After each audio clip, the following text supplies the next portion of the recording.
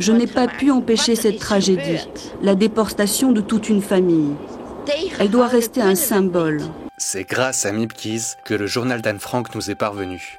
C'est aussi elle qui a caché l'adolescente juive et sa famille jusqu'à leur arrestation en 1944. Nous ne sommes pas des héros. Nous avons seulement fait notre devoir.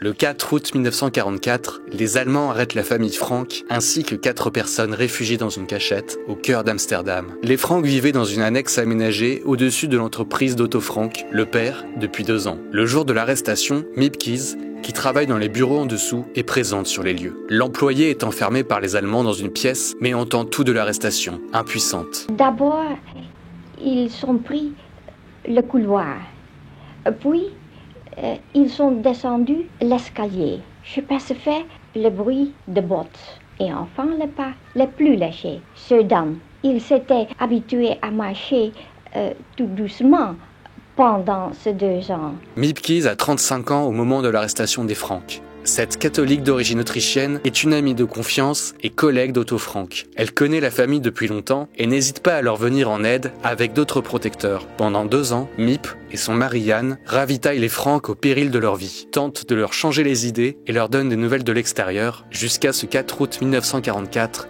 qui entra à leur mémoire. Pour nous, ce jour est le plus difficile de l'année. Quand nous nous levons, nous évitons de regarder l'heure. Et puis on se parle le moins possible. Parce que ce jour-là, nous savons exactement, heure par heure, ce qui s'est passé.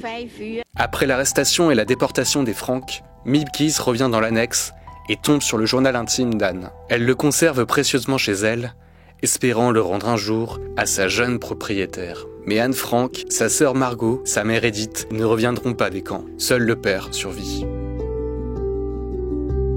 Après avoir récupéré le précieux journal des mains de Miep, il décide de le faire publier en 1947. Lorsque le journal a été publié, je n'ai pas pu le lire.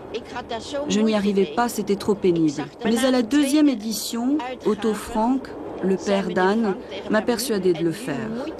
J'ai dit d'accord, mais je ne le lirai que quand je serai seule. Alors je l'ai lu et je reconnais honnêtement que j'ai été soulagée. Il s'en dégageait une telle chaleur. Je pensais qu'en fait ce serait bien pire. En fait, ce qui était bien, c'est que je me suis retrouvée parmi eux.